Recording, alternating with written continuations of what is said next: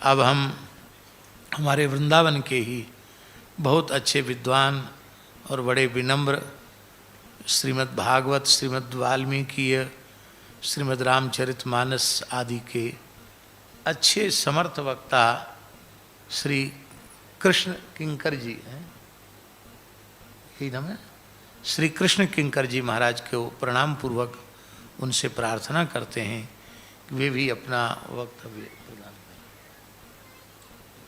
वसुदेव सुतं देवं कंसचाणूरमर्दनं देवकी परमानन्दं कृष्णं वन्दे जगद्गुरुं, कृष्णं वन्दे जगद्गुरुं। बोले वृंदावन बिहारी लाल की, बोले गंगा मैया की, बोले संत समागम की, बोले कल्याण शताब्दी महोत्सव की जय जय श्री राधे। मंचस्थ सभी महापुरुषों की चरणों में प्रणाम करते हुए, सज्जनों, माताओं, बहनों, हम भारतवासी हैं और अध्यात्म ख्याति के विषय में हमसे बड़ा भाग्यशाली विश्व में कोई नहीं है। शेठ जी ने अपने जीवन में जो कल्पवृक्ष लगाया उसकी छाया में हम लोग बैठे हैं और भगवान ने उनको गीता पाठ करते करते जो ये अद्भुत शक्ति प्रदान की, जिसे गीता प्रेस जैसा कल्पवृक्ष लगाया और ये गीता भवन जैसा सत्संग भवन जहाँ जिसकी छाया में बैठ के हम लोग महोत्सव मना रहे हैं। मैं आपको थोड़ा अतीत में ले चलूँगा। अभी चर्चा चल रही थी नई पीढ़ी तैयार करो, पर हिंदुओं की तो बुद्धि इतनी भ्रष्ट हो गई है, वो तो कहते हैं हम तो लिव रिलेशनशिप में रह लेंगे, राधे राधे। हाँ, हमको तो अपना ही वंश नहीं चलाना है। लिव इन रिलेशनशिप एक कानून बना हुआ है जिसके शादी करने की जरूरत नहीं है, गंदा कानून बना हुआ है। महाराज जी बैठे हुए, आपके चरणों में निवेदन करता हूँ, कुछ ऐसे गंदे कानून है जिनको बंद करवाना चाहिए, जिनके लिए संत महात्माओं को बहुत बड़े लंबे आंदोलन की आवश्यकता है। लव मैरिज, लिव रिलेशनशिप और अवैध संबंध, अवैध नहीं, और समलैंगिक में बोलना भी नहीं चाहता, बोलने में भी शर्म आते माँ गंगा के गोद में बैठ करके क्या क्या बोलना है। तो हिंदू तो इतना मतलब क्या कहें हिंदू को। कल्याण सिंह ने ढांचा ढाया, हिंदू ने दोबारा उनको वोट नहीं दिया। दोबारा मुख्यमंत्री कौन बना? राम भक्तों पर गोलियां चलाने वाला मुलायम सिंह दोबारा मुख्यमंत्री बना। हिंदू इतना गया बीता है, और इस बार राम मंदिर बन गया तो अयोध्या हरवा दी। कितना महान है हिंदू। क्यों है ऐसा? ध्यान से सुनिए, मैं थोड़ा आपको अतीत में ले चलता हूं। यह संपूर्ण ब्रह्मांड एक ही था। अपना ज्ञान अपनी औलाद को देना चाहिए। भागवत में प्रथम श्लोक में तेने ब्रह्म हृदय आदि कवये, आदि कवये ब्रह्मणे हृदय ब्रह्म तेने विस्तारितवान। भगवान ने परंपरा प्रारंभ की। इस संकेत से भगवान ने हम सबको शिक्षा प्रदान की। अपना संपूर्ण शब्द ब्रह्म का जितना ज्ञान था, अपना जितना उनको पास में ब्रह्म शास्त्रों का ज्ञान था, वो सारा का सारा ज्ञान संकल्प मात्र से अपने पुत्र के अंतःकरण में प्रतिष्ठापित कर दिया। और इतना करके भगवान स्वयं भगवान ने सारे संसार के माता पिताओं को निर्देश दिया, जैसे मैं अपने संतान को अपना संपूर्ण ज्ञान प्रदान कर रहा हूं, ऐसे तुम्हें भी अपना ज्ञान अपनी संतान को देना चाहिए। पर कौन दे रहा है? अपनी संपत्ति तो हम अपने बेटे को लिखेंगे, अपना कारखाना तो बेटे को देंगे, अपनी जमीन जायदाद तो बेटे को देंगे, पर अपना ज्ञान देने को कोई तैयार नहीं है। आज तो माताएं अपने बेटे के हाथ में मोबाइल देती। जिस बच्चे के हाथ में गीता रहनी चाहिए, जिस बच्चे के हाथ में भागवत रहनी चाहिए, रामायण रहनी चाहिए, उस बच्चे के हाथ में मोबाइल है। देता कौन है? कौन देता है? मां। क्यों इतना पवित्र नाम ले रहे हो गंगा जी के पास में बैठ करके? मां कहां है घरों में? मां तो है ही नहीं। मां तो मम्मी हो गई। और मम्मी का अर्थ क्या होता है? मम्मी का अर्थ क्या होता है? मरी हुई। अब मरी हुई मां से क्या आशा करते हो? अच्छा, मां जब मर गई तो पिता ने सोचा घरवाली मर गई, मेरे बच्चों ने घरवाली को मार दिया, तो पिता ने आत्महत्या कर ली और डेड बॉडी बन गया। क्या हो गया? डेड बॉडी हो गया। घर में मां मरी हुई है, पिता डेड हो गया है। अब बच्चों को शिक्षा दे तो कौन, संस्कार दे तो कौन दे? या तो टीवी देगा या मोबाइल देगा या तो घर की दाई देगी, क्योंकि दोनों तो काम पर गए हुए हैं। बच्चे तो अनाथ हो गए हैं, बच्चे तो अनाथ हो गए, इसलिए अनाथालय में पढ़ते भी हैं। क्या? तो मैं आपको थोड़ा अतीत में ले चलता हूं। हम क्या थे, आज क्या हैं और भविष्य हमारा क्या होने वाला है। जो समाज इतिहास से शिक्षा नहीं लेता है, वो समाज स्वयं इतिहास के पन्नों में अंकित हो जाता है, उसका इतिहास बन जाता है। इसलिए केवल सनातन सनातन कहने से काम नहीं चलेगा। जो लोग सनातन का हल्ला करते हैं उनको तो पता नहीं सनातन शब्द का अर्थ क्या होता है। तो जरा अतीत में चलते हैं। ये संपूर्ण भूखंड एक ही था। सब महापुरुष विद्वान लोग बैठे हैं। भगवान नारायण के पुत्र का नाम ब्रह्मा जी, ब्रह्मा जी के पुत्र का नाम मनु, मनु ही संपूर्ण भूमंडल के शासक थे। फिर ये बटा कैसे, टुकड़े टुकड़े कैसे हुआ?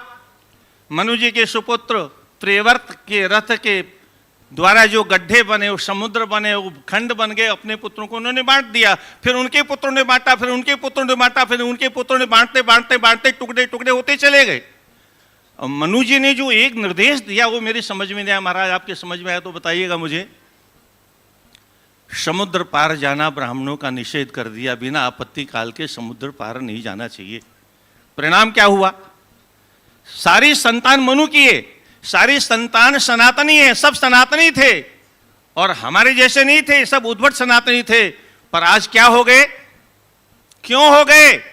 इन ग्रंथों से दूर होने के कारण, सदग्रंथों से दूर होने के कारण सब मलेच्छ हो गए। सब किरात होणाद्र पुलिंद पुलुक्षा आभिर गंगा यवना खशादया आदि आदि सब हो गए। इसकी व्याख्या करने की का समय नहीं है। और अब ये ब्राह्मणा नाम अदर्शनाथ, ये वाक्य शायद महाभारत का है।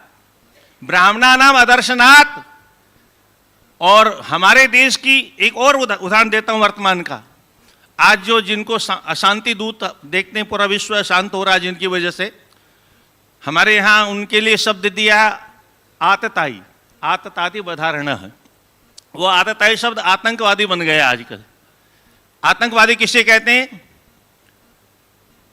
अग्निदो गर्दस्यैव शस्त्र पाणी धनापह क्षेत्र दारापहाराश सड़ेते यातताई न। 6 आतंकवादी होते हैं, 6 प्रकार के लोग। भूमि का हरण कर ले, क्षेत्र का हरण कर ले, जहर दे दे, अग्नि किसी के घर में लगा दे और किसी की जमीन जायदाद को छीन ले और किसी की बहन बेटी को छीन ले। ये 6 प्रकार के आतंकवादी होते हैं। उन आतंकवादियों से आज पूरा विश्व परेशान है। मैं आपसे जानना चाहता हूं, भारतवर्ष में जो आतंकवादी हैं वो पहले कौन थे? हमारे पुरखे थे ना। और 500-700 वर्ष पहले जो हमारे पुरखे थे वो हमारे जैसे निकृष्ट ब्राह्मण नहीं थे, निम्न स्तर के ब्राह्मण नहीं थे। हम तो केवल नाम के ब्राह्मण है। स्कंद पुराण में एक श्लोक आया है, श्रुति स्मृति पुराणज्ञा ब्राह्मणा प्रकीर्तिता तदुक्ताचार्य चरणा इतरे नामधारका, इतरे नामधारका, जो वेदों को जाने, स्मृतियों को जाने, पुराणों को जाने और केवल जाने ही नहीं, तदुक्ताचार्य चरणा, इन शास्त्रों में वेदों में जो लिखा है उसके अनुसार जो आचरण करे वह ब्राह्मण होता है। बोले इतरे, उनको क्या कहोगे? बोले इतरे नामधारका। हम तो नामधारी ब्राह्मण हैं। पर उस जमाने के ब्राह्मण त्रिकाल संध्या करने वाले थे, अग्निहोत्र करने वाले थे। नाना हिताग्नि विद्वान न स्वेरी स्वेरिणी कोतः। इस देश के घर घर में ही अग्निहोत्र होता था। आज तो घी कहीं दिखाई देता नहीं, क्योंकि हमारे जैसे पापी पैदा हो गए। गौ सेवा करने को हम तैयार नहीं। कुत्ता सेवा तो कर सकते हैं पर गौ सेवा करने को तैयार नहीं। घी आएगा कहां से, हवन होगा कहां से? तो हवन की प्रक्रिया बंद हो गई। ऐसे ऐसे महापुरुष थे वो लोग, परंतु हमारे शास्त्रों से दूर हो गए, कन्वर्ट हो गए और अपने ग्रंथ से जुड़ गए, जिस ग्रंथ में काफिर को मारो जन्नत जाओ, और वहां पर मिलेगी पता नहीं क्या बोलते हैं वो, क्या, उस चक्कर में वो हमसे दूर हो गए, और आज वो क्या कर रहे हैं इसकी व्याख्या करने की जरूरत नहीं है। ठीक जैसे वो 700-800 वर्ष पहले कर्मठ हुए, उधर बर्बाद हो गए, मैं आपसे पूछता हूं आपके घर में कहां शास्त्र हैं? शेठ जी ने इतना बड़ा कलवृक्ष लगाया कल गीता प्रेस का, आपके पास में गीता प्रेस का कौन सा ग्रंथ है? बात कल्याण की चल रही है, मैं आपसे जानना चाहता हूं, तो हाथ उठाइए किसके घर में कल्याण पत्रिका आती है, हाथ उठाइए। 10% भी नहीं है सबका। क्या गीता प्रेस के ग्रंथों के बारे में बात करूंगा तो गीता प्रेस के ग्रंथ अब पुराने लोग मंगवाते थे, कुछ लोगों ने तो बंद कर दिया, कुछ लोग मंगवाते हैं तो पढ़ने वाला कोई नहीं है, क्योंकि किसी को फुर्सत नहीं, जब देखो तब सुबह शाम उठते बैठते घुसर घुसर घुसर घुसर घुसर घुसर घुसर। मैं पूछता हूं बच्चों से, कोई 2 बात बताओ जिसको तुमने मोबाइल से सीखा हो। कुछ नहीं है। देखो यहीं भी मोबाइल चल रहा, देखो यहां भी चल रहा है, अभी इधर भी चल रहा था थोड़ी देर पहले। क्या? हाँ, कथाओं में चलता है, क्योंकि कथा में मन लगता नहीं है। तो सज्जनों, हम शास्त्रों से दूर हो गए। शेठ जी ने शास्त्रों का उस समय में गीता प्रेस की स्थापना की थी, उस समय कल्याण की स्थापना की थी जब देश विदेशियों के आतंक से जूझ रहा था, और उस समय कल्याण का जब कोई मार्ग नहीं दिखाई दे रहा था, तब कल्याण की स्थापना की, ताकि घर घर में कल्याण पत्रिका जाए और प्रत्येक जीव का कल्याण हो। उनका तो अपना कल्याण हुआ था। गीता में स्वयं भगवान कहते हैं, यदा यदा धर्मस्य ग्लानिर्भवति भारतः अभ्युत्थानमधर्मस्य तदात्मानं सृजाम्यहम्। आत्मानं सृजाम्यहम्, भगवान ने अपने आत्मा के रूप में महापुरुषों का सृजन करते हैं। ये युगे युगे तो स्वयं बाद में आते हैं, पर आत्मानम सृजाम्यहम् जैसे बड़े बड़े संत महापुरुषों का सृजन करते हैं, ऐसे ही शेठ जी का भगवान ने अपनी शक्ति से सृजन किया और उनको शक्ति दी, और उस शक्ति के द्वारा उन्होंने इतना बड़ा काम किया। यह काम किसी बड़े संत महापुरुष को करना चाहिए था? नहीं करना चाहिए था। किया किसी ने? किसी शंकराचार्य ने किया? नहीं किया। किसी कथावाचक ने किया? नहीं किया। शेठ जी के क्या मतलब था भाई? एक व्यापारी हो करके, पर भगवान की प्रेरणा से उन्होंने इतना बड़ा काम किया, एक इतना बड़ा गीता भवन स्थापित किया। आप में से किसने गीता भवन बनाया? बताओ, एक गीता भवन बनाया आपने किसी ने? अगर इसी प्रकार के गीता भवन इतने वर्षों से, सैकड़ों वर्षों से परंपरा चली आ रही है, एक एक सेठ अपने अपने गांव में एक एक गीता भवन बनाया होता, और गांव गांव में सत्संग होता रहता, गांव गांव में जनेऊ होता रहता हर वर्ष, जहां यहां होता है उसी प्रकार से, तो हमारे ये पीढ़ी ऐसे बिगड़ती नहीं, हमारी ये दुर्दशा नहीं होती। तो अपने शास्त्रों से दूर हो गए। गीता प्रेस के शास्त्र इतने ग्रंथ छपते हैं, पढ़ता कौन है? यहां तो कथावाचक पढ़ने को तैयार नहीं महाराज। क्या 4 चौपाई याद कर ली और रामायण के वक्ता बन गए? मैं जानना चाहता हूं महाराज, आपसे प्रार्थना करता हूं, आप लोग प्रधानमंत्री तक से मिलते हैं, जब बिना डिग्री के चपरासी की नौकरी भी भारतवर्ष में नहीं है, बिना डिग्री के चपरासी और नौकरियों को छोड़ी, चपरासी की नौकरी भी नहीं है, पर 3 महीने में 6 महीने में भागवत की डिग्री प्राप्त करके व्यासपीठ पर कोई कैसे बैठता?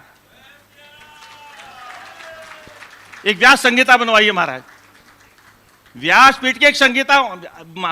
आप वहां तक पहुंचे हुए हैं ये आपकी जिम्मेदारी है। ये जो हमारे क्या नाम वो चित्रकूट पीठाधीश्वर कहते हैं, मोदी जी हमारे मित्र हैं, ये ऐसे महापुरुषों की जिम्मेदारी है जो जिम्मेदारी से भाग रहे हैं। क्या इतने वर्षों बाद में उनको याद आया कि भागवत के मंच पर बैठने वाले सब मूर्ख होते? बिल्कुल ठीक कहा उन्होंने, पर आपने क्या किया? किसी विद्वान को तैयार किया? विकलांग विश्वविद्यालय खोला, मैं महापुरुष है हूं, मैं कुछ उनका आलोचना नहीं कर रहा हूं, बहुत बड़े महापुरुष हैं, और हमारे भारतवर्ष में मूर्धन्य विद्वानों में मैं समझता हूं शायद पंडितों में और कथावाचकों में उनसे बड़ा कोई विद्वान नहीं। इस बात को हम स्वीकार करते हैं, पर एक विद्वान जो तैयार नहीं करता, महाराज जी के मुख से मैंने कभी सुना, जो महापुरुष अपने जैसा महापुरुष तैयार नहीं करता है, वह महापुरुष कहलाने लायक नहीं होता है।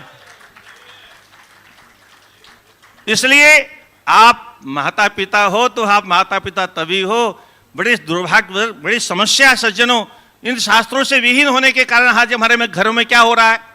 एक समय था इस देश की एक पतिव्रता नारी यमराज की गोद में से अपने पति के प्राणों को छीन के ले आती थी।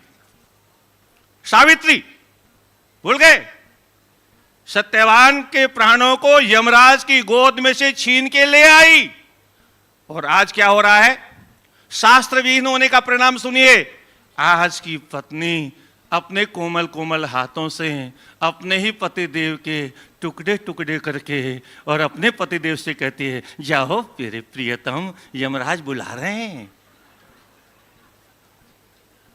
क्यों हो रहा है ऐसा? इस देश का एक छात्र पढ़ने के लिए स्वर्ग में गया जिसका नाम था अर्जुन। 5000 वर्ष पहले उसके रात्रि के 12 बजे वहां की सर्वश्रेष्ठ अप्सरा उर्वशी आकर के दरवाजा खटखटाती है और आज की भाषा में वो सुरफंका वाली भाषा बोली, आयु राधे राधे। सुरफंका बोल की तरह से राम जी को बोले ना, ये मंत्र उसी का डाला हुआ है भारतवर्ष में। आयु का मंत्र विदेशी वहां चलता था। उसने राम जी के सौंदर्य को देखा, पागल हो गई, बोले हाय ऐसा भी कोई मनुष्य हो सकता है। और वो गई ब्यूटी पार्लर में जाकर के टीप टाप करके वो क्या आटा उटा पोत पात करके वो होठ तो ऐसे लग रहे थे जैसे चूया को खा करके अभी भी बिल्ली आ रही है। और राम जी से जाके कहती है आयु।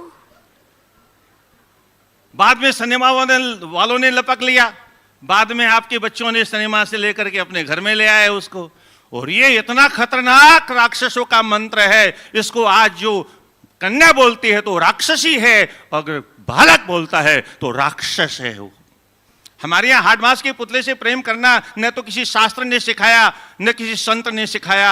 हमारे यहाँ प्रेम करने के पात्र तो एकमात्र अविनाशी परमात्मा है। बाकी संसार में तो केवल व्यवहार किया जाता है। प्रेम करने का पात्र संसार में कोई नहीं, क्योंकि सब नाशवान है। जाता से ध्रुव मृत्यु ध्रुवम जन्म मृतस्य च। कल्याण कैसे होगा? अर्जुन पूछते हैं, गुरुन हत्वा ही महानुभाव श्रेयो भोक्तुम भेक्षमपि लोके। कल्याण शब्द को हमारे यहाँ संस्कृत में श्रेय शब्द से संबोधित किया गया है। मैं इसको श्रेयकर नहीं मानता हूं।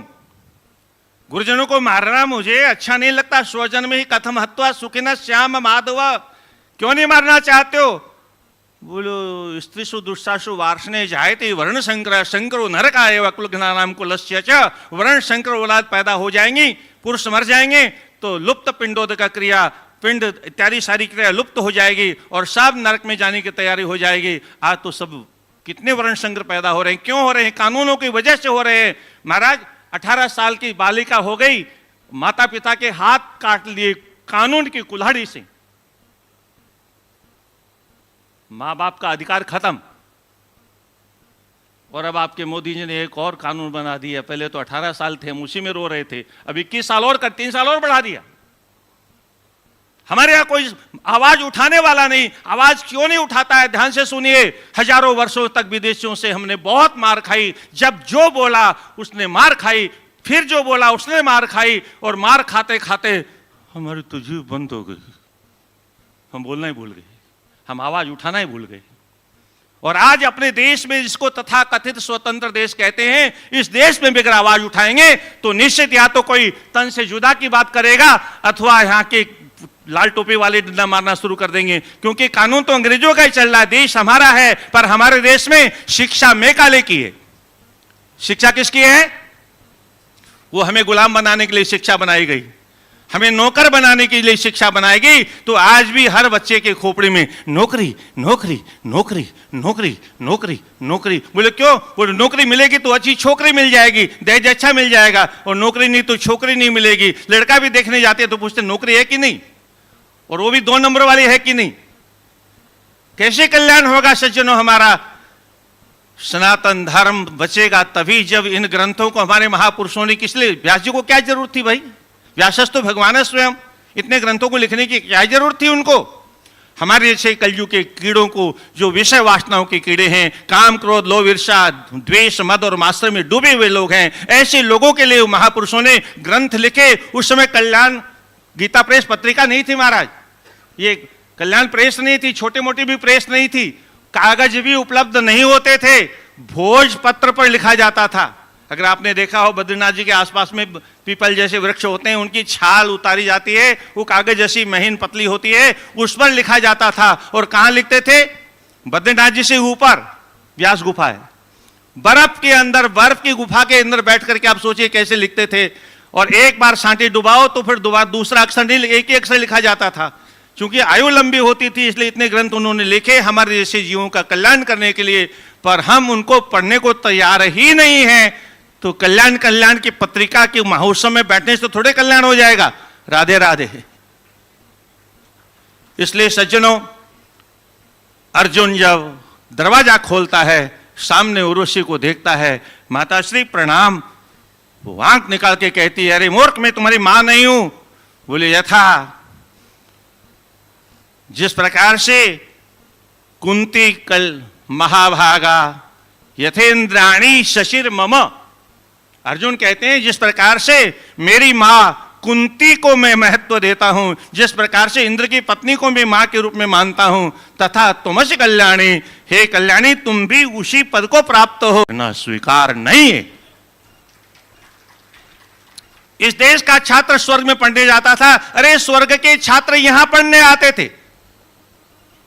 बृहस्पति का पुत्र कच्छ भारतवर्ष में पढ़ने आया, और भारतवर्ष, देखिए वहां भी यही परंपरा थी। यहां आने के बाद में 1000 वर्ष सेवा करने के बाद में वो लंबी चर्चा है कैसे कैसे सेवा कर, नाचता भी था, कूदता भी था, श्रृंगार भी करता था। उसके बाद में देवयानी का, उसके बाद में भी संयमित जीवन, और जाने लगा तो उसने कहा, कच्छ मुझे भी ले चलो। और तब कहता है, आप मेरी गुरु की पुत्री हो और इसलिए आप मेरी बहन हो, ये कैसे हो सकता है? और अंततोगत्वा उसने भी साफ स्वीकार कर लिया, पर उसने गुरु पुत्री से विवाह करना स्वीकार नहीं किया। यह हमारे देश की परंपरा थी। आज हमारी परंपराएं कहां चली गई? इस देश की एक हजारों 16,000 14,000 हजारों देवियां अग्नि कुंड में कूद के अपने आप को स्वाहा कर लेती थी, मात्र इसलिए कि कोई पर पुरुष हमारा स्पर्श न कर दे।